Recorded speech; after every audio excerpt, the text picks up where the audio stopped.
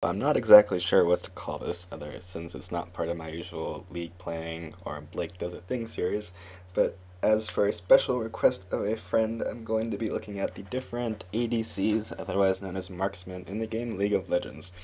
So obviously, League has a large number of champions. It's over 100. It can be rather overwhelming.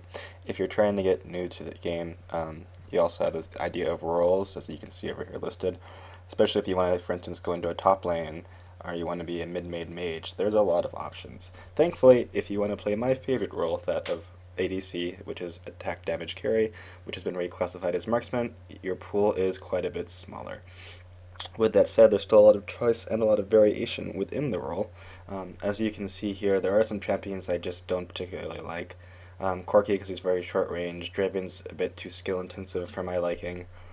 Graves I just don't find particularly exciting. Kog'Maw's changing attack range throws me off and I don't like bothering. Likewise, Lucian's a bit too short range, Quinn's just kind of weird, and Urgot's even weirder. So if we reduce this pool down to people I actually play regularly, we have a much smaller list.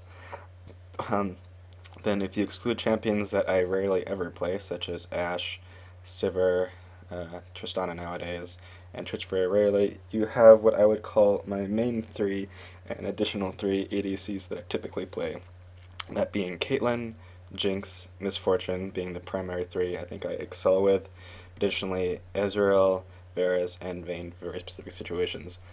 So ideally this video is going to comprise of all three of the main eventually, potentially all six, but we'll start out and see how it goes. Anyway, I hope you find this informative and enjoy your trying out of new market.